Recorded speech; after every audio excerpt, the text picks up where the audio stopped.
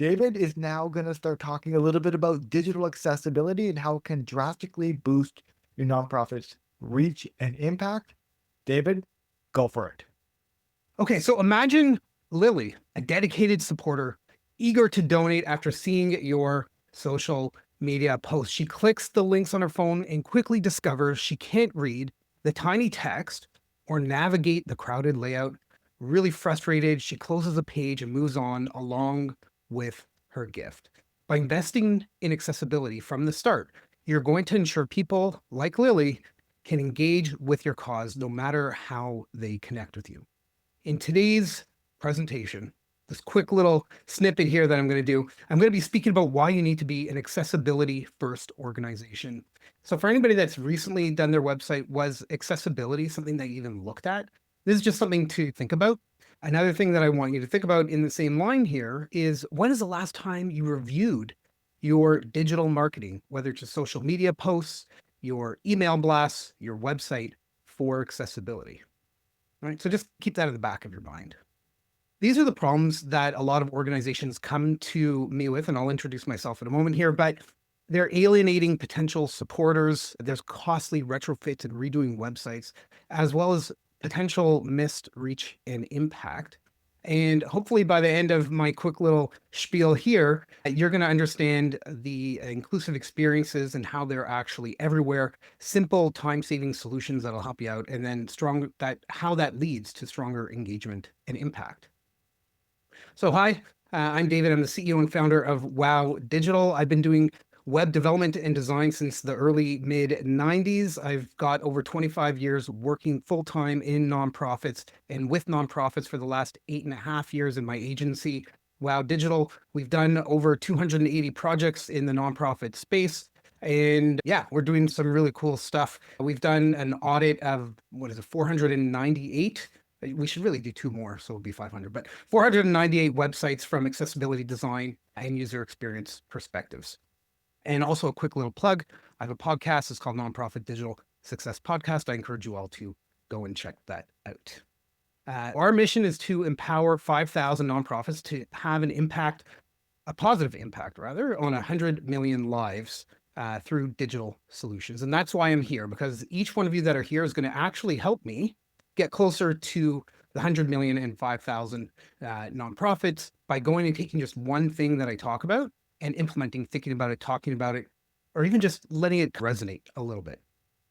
These are some of the organizations we've helped over the past couple of years, and let's hop in here. So why does accessibility matter? Many nonprofits focus on inclusivity and equity, which ties directly into accessible digital experiences. I like to say that if your nonprofit isn't accessible friendly, you're not serving your constituents properly. So think of going to your favorite store, your favorite restaurant, and there being a chain on the door, bars on the door, whatever you can't actually get in. Some of you, that's actually what's happening with your website. And then there's legal and financial implications. A lack of compliance with accessibility standards, such as WCAG, can lead to legal concerns or missed funding opportunities. According to Stats Canada, 22% of Canadians 15 or older live with at least one disability. And that was from a 2017 study. And globally, about 15% of the population has a disability, according to the World Health Organization. So this underscores that inclusivity is integral to fulfilling a nonprofit's mission. There's an organization called WebAIM. They did an audit and review of 1 million websites, and 81% of websites had low contrast. What does that mean? It means it's really hard to read and see what's on the site.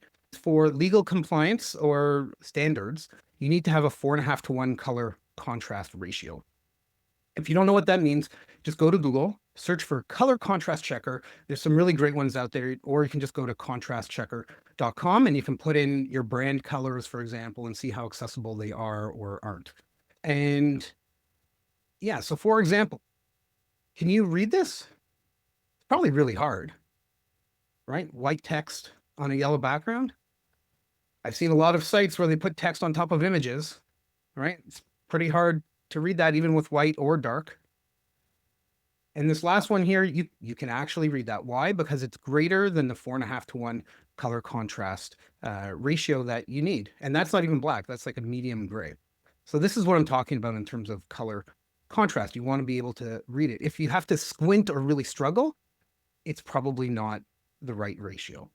Disability is the number one ground of discrimination complaints in Canada, according to the Canadian Human Rights Commission.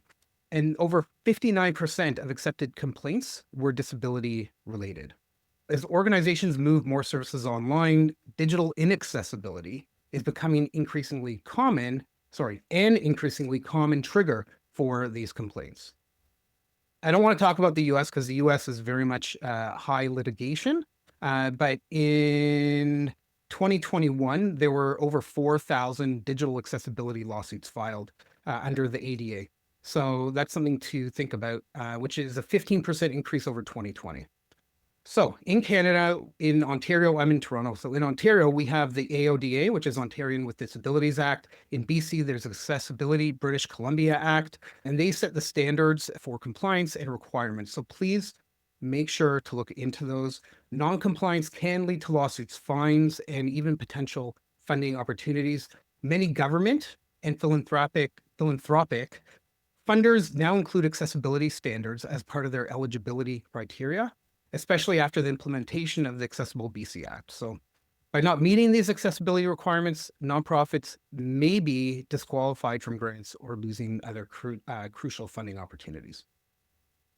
There's a lot of different components to accessibility. I'm hopefully going to cover just a few of them here for you. So you want to aim for simple language. Aim for maybe a grade 5, 6 level reading. You can use tools like Hemingway or Grammarly to simplify sentences and catch complex phrasing. Headings and structure.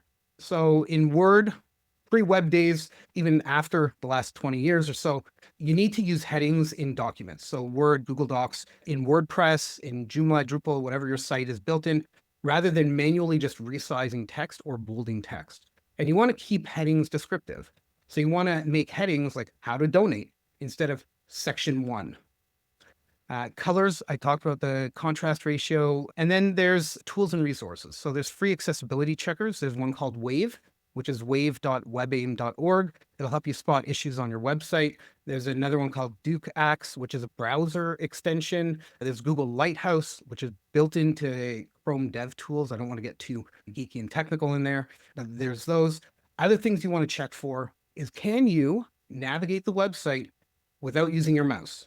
Are you able to tab and alt and enter and use arrow keys from your keyboard? That's a big one as well. You want to make sure that you have alt text on images on your website. Somebody who has a disability of some kind might be using some software called a screen reader. The screen reader will actually read out the content that you have on the page, including the alt text of images. So instead of the image saying img_0875.jpg, it should be descriptive so that the person with a disability that's using the screen reader knows what it is. There's also tons of other SEO benefits by actually having proper copy in the alt text that will help you rank higher. And the third biggest one is forms. So making sure that you've got the right labels applied to the fields in the forms so that the headings will be applied to those.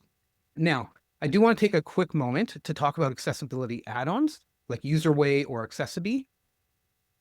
They are great tools, but they are add-ons. They don't actually fix the fundamental core problems that you've got regarding accessibility. It would be like buying a car and then hiring a chauffeur, right? You want to make sure that the car is working properly. And then, yeah, you can go and have some luxury things and have somebody add extra functionality for you. So think about it in that kind of way. It's not a one and done fix in that kind of scenario. Where to go? Pick one key area on your website, for example, your homepage, and test for accessibility issues right away. So I want to challenge everybody to integrate accessibility into your next project or campaign. Think of accessibility as an ongoing process, not just a one-time fix. So if you want to take any action, I'll drop some links in the chat right after I'm done, but we'll do a free audit for you. We've got a landing page here. You can go pick a date, time, give us a little bit of information. We'll give you a great website audit. It's like a 56-page audit, something like that. And here's the truth. You don't have to be a multi-million-dollar organization to have $1 million impact. You just need to make the right decisions that'll help you or your clients get to the next level and commit to a more accessible future. Do you want to stay the status quo? Ultimately, web accessibility and digital transformation starts with you. For anybody interested, I do have an ebook. I'll drop a link for that as well. It's 3 simple words to increase your donations by 20%. Free consult. I'll drop a link for that as well. And if you have any questions or want to connect, you can hit me up. Website wowdigital.com, David at wowdigital.com, or we have a nationwide Canada US toll free. You can give us a call as well.